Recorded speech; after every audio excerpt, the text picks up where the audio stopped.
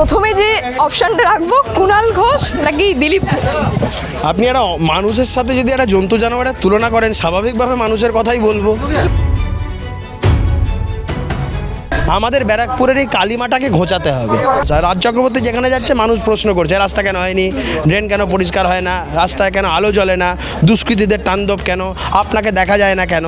আমি যেখানে যেখানে যাচ্ছি মানুষ সবাই দুহাত ভরে আশীর্বাদ করছে, এটাই আমার প্রাপ্য। 1,500 টাকা তাচ্ছিল্য সুলভ ভাতা নয়, 3,000 টাকা করে সাম্মানিক প্রতি বেকার যুবক যুবতী পাবে, এবং এই কাজ ভারতীয় জনতা পার্টি করবে, এটা মোদিজির গ্যারেন্টি। যাচ্ছি, আর আমি তো ব্যারাকপুরের ঘরের ছেলে, তো সেই জায়গায় দাঁড়িয়ে 100% আশাবাদী যে আমরাই জিতছি। যা দিচ্ছে খেয়ে নিচ্ছি, শরীরের কি হচ্ছে না হচ্ছে বড় তো ভাবছি না, এখন যে যা দিচ্ছে, কারণ আমি এমনিতেই খেতে খুব ভালোবাসি। মানে রাজ চক্রবর্তীকে একজন বয়স্ক মহিলা পা ধুইয়ে দিচ্ছে, আর রাজ চক্রবর্তী সেটাকে উপভোগ করছে। আমরা তার প্রায়শ্চিত্ত করতে একজন মহিলার পা ধুইয়ে দিয়েছি, প্রায়শ্চিত্ত করার জন্য। ব্যারাকপুরবাসী হিসাবে এই পাপ যেন আমাদের না লাগে। নরেন্দ্র মোদী আমাদের দেশের প্রধানমন্ত্রী, তিনি বিশ্বগুরু।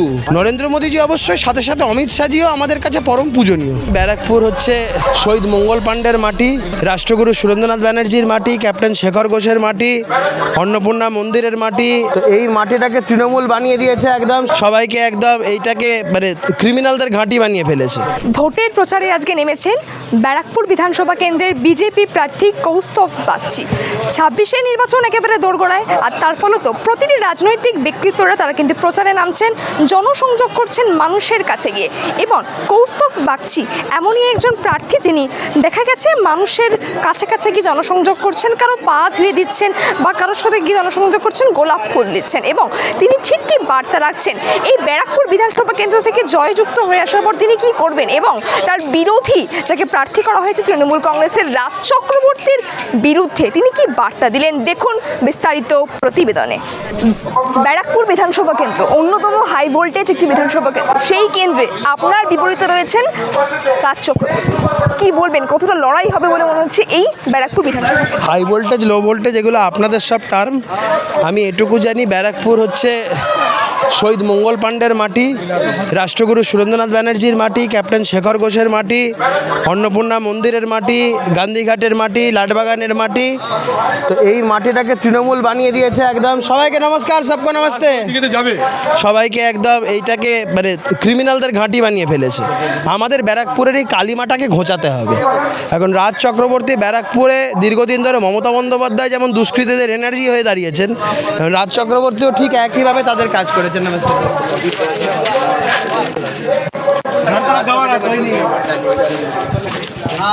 তো এটা এইভাবে করেছে, দুষ্কৃতীদের ঘাঁটি বানিয়ে ফেলেছে। এটা থেকে ব্যারাকপুরের যে হৃত গৌরব সেটাকে পুনরুদ্ধার করাটাই লক্ষ্য। এখন দেখুন, হাই ভোল্টেজ, লো ভোল্টেজ আবারও বলছি, ওগুলো আপনাদের বানানো বিষয়। নাচতে নাচতে আমরা যেটা এই মুহূর্তে মানুষের মধ্যে যখন যাচ্ছি, আর আমি তো ব্যারাকপুরের ঘরের ছেলে, প্রত্যেক বাড়িতে প্রত্যেক ঘরে আমার অ্যাক্সেস আছে, মানুষের সাথে সেই পর্যায়ে নিবিড় সম্পর্ক। তো সেই জায়গায় দাঁড়িয়ে 100% আশাবাদী যে আমরাই জিতছি। যখন আপনি প্রচারে নামছেন, ডোর টু ডোর ভিজিট করছেন, সাধারণ মানুষের সঙ্গে কথোপকথন করছেন, মানুষের থেকে সাড়া কতটা পাচ্ছেন? কিছুদিন আগে দেখতে পেয়েছিলাম আপনি একজন মহিলার পা ধুয়ে দিচ্ছেন, এই ধরনের। রাজ চক্রবর্তী একজন বয়স্ক মহিলাকে দিয়ে পা ধুইয়েছে, পা ধুইয়ে দিচ্ছে। মানে রাজ চক্রবর্তীকে একজন বয়স্ক মহিলা পা ধুইয়ে দিচ্ছে, আর রাজ চক্রবর্তী সেটাকে উপভোগ করছে। আমরা তার প্রায়শ্চিত্ত করতে একজন মহিলার পা ধুইয়ে দিয়েছি, প্রায়শ্চিত্ত করার জন্য। ব্যারাকপুরবাসী হিসাবে এই পাপ যেন আমাদের না লাগে। এই যে দেখুন ভালোবাসা, আমরা যাচ্ছি, আমাদেরকে মানুষ সব জায়গায় যা দিচ্ছে খেয়ে নিচ্ছি, শরীরের কি হচ্ছে না হচ্ছে বড় তো ভাবছি না, এখন যে যা দিচ্ছে, কারণ আমি এমনিতেই খেতে খুব ভালোবাসি। যেখানে যেখানে যাচ্ছি সবাই ভালোবেসে, সমস্ত জায়গাতে মানুষের এই অভূতপূর্ব ভালোবাসা। রাজ চক্রবর্তী যেখানে যাচ্ছে মানুষ প্রশ্ন করছে রাস্তা কেন হয়নি, ড্রেন কেন পরিষ্কার হয় না, রাস্তায় কেন আলো জ্বলে না, দুষ্কৃতীদের তাণ্ডব কেন, আপনাকে দেখা যায় না কেন। আমি যেখানে যেখানে যাচ্ছি মানুষ সবাই দুহাত ভরে আশীর্বাদ করছে, এটাই আমার প্রাপ্য। এই যে খাওয়ার কথাটা বললেন, গরমের মধ্যে প্রচারে নামছেন, তাহলে আপনার পাওয়ার মিলটা কি কৌস্তভ বাগচির পাওয়ার? আমার ওসব ওই ছকে বাঁধা কিছু নেই। আমি ওই ফ্রুট স্যালাডও খাই না, হ্যাঁ, আমি জুসও খাই না। আমার খাবার একদম বাঙালি বাড়িতে যা খাবার হয়, একদম ভাত, ডাল, মাছ বা ডিম, হ্যাঁ, তো এই ধরনেরই ভাত, ডাল, আলু ভাজা হোক, এ হোক। এবং ম্যাক্সিমাম দিনটা যেটা হয় কার্যকর্তাদের সাথে আমাদের কার্যালয়তেই খাই। খুব অল্প সময় 1-2 বার বাড়িতে হয়তো হ্যাঁ, বাড়িতে বাড়িতে এক দুবার যেটা হয় কার্যকর্তাদের ছাড়াও, মানে বাড়িতে এক দুবার হয়তো খাই, বাবা মার সাথেও তো কোনো কোনো সময় খেতে হয়। তো এখনও অবধি মোটামুটি বিগত 1 মাসে 2বার বাবা মার সাথে, স্ত্রীর সাথে খাওয়ার সুযোগ পেয়েছি। আদারওয়াইজ কার্যকর্তাদের সাথেই খাই দুপুরের খাবারটা। এই ব্যারাকপুর বিধানসভা থেকে জিতে আসার পর আপনার প্রথম কাজটা কি হবে জনগণের কাছে? বন্ধ কলকারখানা খোলা হচ্ছে সব থেকে আগের প্রেরোগেটিভ।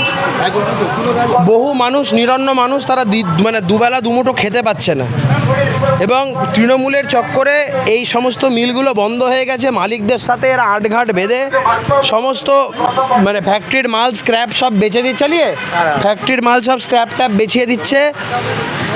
গরিব মানুষগুলো তারা অশ্রুপাত করছে। এই যে আপনি এইদিকে একবার ক্যামেরাম্যানকে দেখাতে বলুন, এটা লুমটেক্স জুট মিলের এখানে ফ্যাক্টরি সেট ছিল, এটাকে সম্পূর্ণটাকে ধ্বংসস্তূপে পরিণত করে এখানে কদিন আগে টিটাগড় উৎসব পালন হয়েছে, যেখানে শ্রমিকের চোখের জল পড়ছে, সেখানে দাঁড়িয়ে নাচন কোদন হচ্ছে।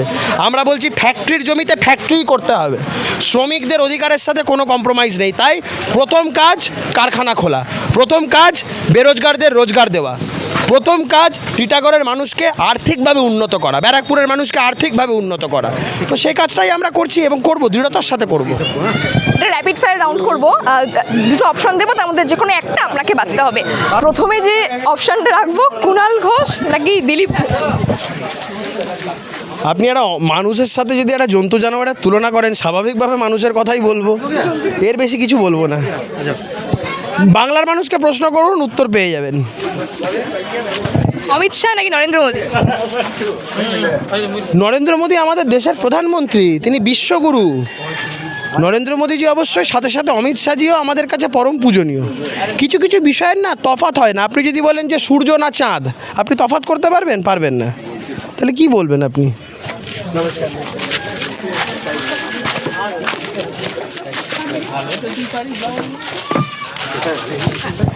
আরেকটা বিষয়ে প্রশ্ন করব, পশ্চিমবঙ্গে যে রাজনীতি করছে মুখ্যমন্ত্রী মমতা বন্দ্যোপাধ্যায়, ভোটের আগে দেখলাম যে ভাতা দিচ্ছে, আবার কি বেকার ভাতা, এই ধরনের ভাতা প্রকল্পের কি অবসান ঘটবে যদি ভাজপা বিজেপি? ভাতা তো তাও তো পর্যাপ্ত দিচ্ছে না। আমাদের কাছে অগ্রাধিকার কর্মসংস্থান। আমরা টিটাগড়ের কারখানাগুলোকে আগে খুলতে চাই, ব্যারাকপুরের কারখানাগুলোকে আগে খুলতে চাই, মানুষকে রোজগার দিতে চাই, সারা বাংলা জুড়ে মানুষকে 5 বছরে 1 কোটি চাকরি সৃষ্টি করতে চাই। যতদিন অবধি সেটা না দেওয়া যাচ্ছে, 1,500 টাকা তাচ্ছিল্য সুলভ ভাতা নয়, 3,000 টাকা করে সাম্মানিক প্রতি বেকার যুবক যুবতী পাবে, এবং এই কাজ ভারতীয় জনতা পার্টি করবে, এটা মোদিজির গ্যারেন্টি।